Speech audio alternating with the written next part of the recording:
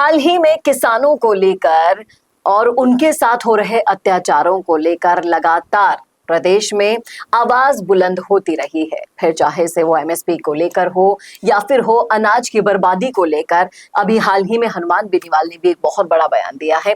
करेंगे इस मुद्दे पर चर्चा इस वीडियो में। नमस्कार, मैं हूं चेतना शर्मा। आप देखना शुरू कर चुके हैं संवाद भारत का। भारत के लिए बातचीत करने के लिए, इन सब मुद्दों पर अपनी राय देने के लिए मेरे साथ बेहद ही तेज तर्रार युवा नेता अंकित गुर्जर मौजूद है। अंकित जी, आपका बहुत बहुत स्वागत है। तो हाल ही में जिस तरह से किसानों के ऊपर अत्याचार हम देख रहे हैं, सुन रहे हैं, आप अनाज मंडी में हालात देख लीजिए। अपने मेहनत से उगाए हुए अनाज की जो दाम वहां पर वो देख रहे हैं। हाल ही में किसान को हार्ट अटैक आ गया बीच अनाज मंडी में। अपने अनाज को जब वो बेचने आया, उसके गिरते हुए दामों को लेकर या फिर हो एमएसपी के कानूनों को लेकर, क्या कहेंगे आप कि हर तरफ से मार सिर्फ और सिर्फ, चाहे से वो मौसम की हो, फिर चाहे से वो प्रशासन की हो, फिर चाहे से वो भ्रष्टाचारियों की हो जो उनका हक खाने के लिए बीच में, आप देख लीजिए कई सारे वीडियोस वायरल हुए जिसमें रात के समय में औने पौने दामों में आप डील कर रहे हैं। क्या कहेंगे आप कि हर बार किसान ही क्यों? निश्चित तौर पे जैसे बिजनेसमैन अगर कोई प्रोडक्ट बेचता है तो उसकी जो वो दाम तय करता है उसी दाम में वो बेचता है। लेकिन किसान जैसे फसल पैदा करता है, फसल उगाता है, इसके अलावा उसको बेचता है, तो उसकी जो रेट तय करने का अधिकार किसानों को होना चाहिए। हमने पिछले समय में करीब 7 साल से हम इसके लिए संघर्ष कर रहे हैं। न्यूनतम समर्थन मूल्य का कानूनी दर्जा अभी तक नहीं दिया गया। सबसे बड़ी विडंबना है कि इसमें एक फिक्स रेट होनी चाहिए कि भाई इस रेट पे आप किसानों की फसल को बेच सकते हो, ले सकते हो। इसके अलावा जिससे मनमानी रुक जाएगी। जी जी, निश्चित तौर पे किसानों को पूरी तरीके से तोड़ने का काम किया है सरकार ने।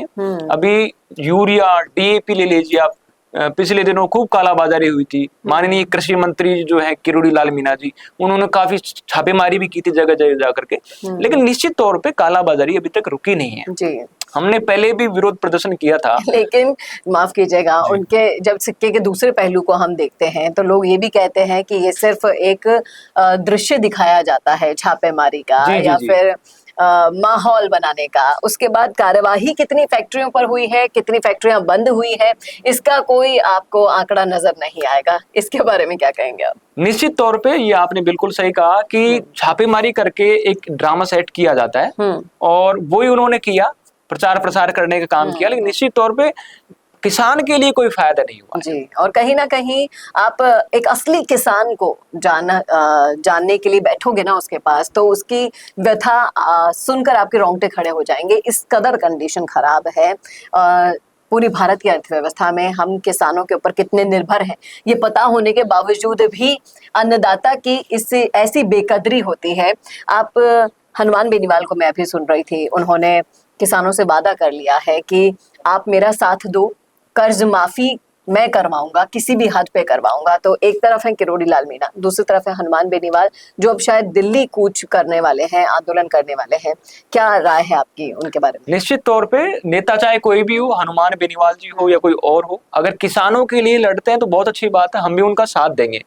अभी आपने बात करी किसानों के लिए, जो राजस्थान के मुख्यमंत्री जी हैं, उन्होंने एक बयान दिया था कि किसान पूरे साल भर में 20 से 25 दिन का ही काम करता है। बड़ी शर्म की बात है, ऐसे मुख्यमंत्री जी को डूब कर मर जाना चाहिए। अरे वो बता रहे हैं कि हम किसान का बेटा हैं। आप कहां से किसान के बेटे हो सकते हो जब आपको इतना ही होश नहीं है कि किसान 365 दिन में से 20 से 25 दिन ही काम करता है। हम है किसान के बेटे, हमको पता है। आप आइए एक बार फील्ड में आइए कि भाई किसान किस तरीके से, पूरी तरीके से परवरिश, अपने बच्चे को जिस तरीके से परवरिश करता है वैसे अपनी फसलों की करता है। तो ये इस तरीके की बयानबाजी नहीं करनी चाहिए सरकार को जी। तो अभी हनुमान बेनीवाल कूच करने वाले हैं, तो आप भी अपने किसान भाइयों के साथ उनका साथ देंगे? निश्चित जब कर्ज माफी की बात चलती है तो देखिए, कर्ज माफी के नाम पर सरकारें किसानों को ठग कर बैठी हैं, चाहे से कोई सी भी सरकार हो। हम किसी भी सरकार का पक्ष यहाँ पर नहीं लेते हैं, लेकिन अब अगर ये बीड़ा हनुमान बेनीवाल उठा रहे हैं तो आप उनका कितना साथ देंगे? निश्चित तौर पे चाहे कोई भी नेता आवाज उठाए, चाहे हनुमान बेनीवाल जी उठाएं, चाहे कोई और उठाए, तो पूरे किसान उनके साथ है और हम भी उनके साथ हैं। जी, हम भी उनको पूरा समर्थन देंगे, क्योंकि किसानों के लिए हम इतनी बड़ी लंबी लड़ाई लड़ रहे हैं, और किसानों की अगर मांगे पूरी हो जाएगी तो बड़ी अच्छी बात है। क्या क्या मांगे आप बताना चाहेंगे? देखो, किसानों की मांगे बहुत ज्यादा हैं। अभी सरकार ने एक फरमान जारी किया था पिछले दिनों कि पूरे राजस्थान में स्मार्ट मीटर लगाओ।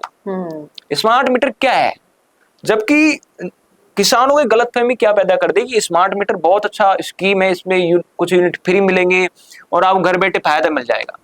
स्मार्ट मीटर वो है कि आपके पास जैसे सिम ले लिया आपने, और सिम में जैसे रिचार्ज खत्म हो जाता है तो बंद हो जाती है जी। इसी तरीके से स्मार्ट मीटर के अंदर रिचार्ज खत्म होते ही वो बंद है, उसमें पहले रिचार्ज करना पड़ेगा और बाद में बिजली का उपयोग कर सकते हैं। तो उसका हमने विरोध किया पूरे राजस्थान भर में, और राजस्थान में विरोध करने का परिणाम ये है कि अब स्मार्ट मीटर जो जिस तरीके से लगाए जा रहे हैं उस पर रोक लगा दी सरकार ने। जी। तो हर बात पर विरोध दर्ज करवाना ही यहाँ पर मुझे लग रहा है कि परंपरा बन गई है, क्योंकि सरकार और प्रशासन आने के बाद कौन सी नींद में खो जाते हैं ये समझ में नहीं आता। बार बार उनके दरवाजे पर दस्तक देनी होती है, बार बार याद दिलाना होता है कि आपने हमसे वादा किया था, इसको आइए निभाइए, नहीं तो हम आपका ये दरवाजा तोड़ देंगे। बिल्कुल, निश्चित तौर पे सरकारें भ्रष्ट है, चाहे वो कोई भी हो। अभी जैसे कृषि मंत्री जी की बात कर लेते हैं, कृषि मंत्री जी से भी हमारी मुलाकात हुई थी उन चीजों को लेकर के। फिर उन्होंने सिर्फ दिखावे के लिए एक कैबिनेट स्तर की मीटिंग करी, उससे क्या प्रभाव पड़ा आप तो ये देख लीजिए। कृषि मंत्री जी दौसा के रहने वाले हैं, मैं दौसा में कालाबाजारी होते हुए बता देता हूँ कि दौसा में ये कालाबाजारी, मैं खुद ही उनको बता देता हूँ ये कालाबाजारी हुई। और तो और हमारे जो किसान भाई हैं वो उनको कुछ मांगे लेकर के कि भाई हम जो डीएपी मिल रहा है इसमें कालाबाजारी हो रही है, हमको खाद भी टाइम से नहीं मिल रहा है, तो आप कम से कम कृषि मंत्री को कुछ सहयोग करो।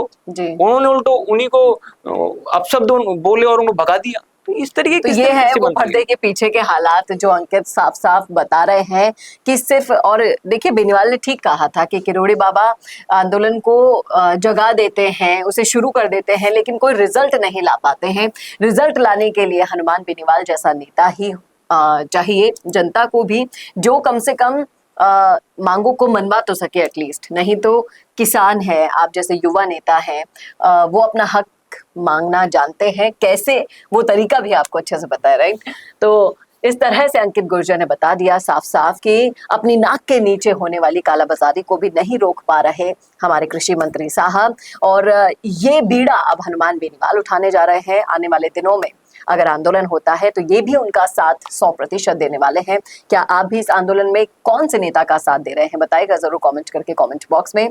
ऐसी वीडियोस के लिए देखते रहिए संवाद भारत के लिए। नमस्कार। वीडियो चाहिए बिजनेस प्रमोशन का या फिर पर्सनल ब्रांडिंग के लिए, तो अब आपको एक ही जगह मिलेंगे हाईटेक स्टूडियोज, प्रोफेशनल सेटअप और creative team, green screen and soundproof studio, perfect lighting और pro setup, podcast setup, ultra clear audio और multi camera angles, 75 inch touch panel, teaching और एक्सप्लेनर वीडियोस के लिए परफेक्ट, 10 से 15 साल experienced anchors और journalist जो आपके कंटेंट को देंगे प्रोफेशनल टच। राजस्थान का तीसरा सबसे बड़ा डिजिटल न्यूज चैनल आपकी ब्रांड को मिलेगा प्लेटफॉर्म।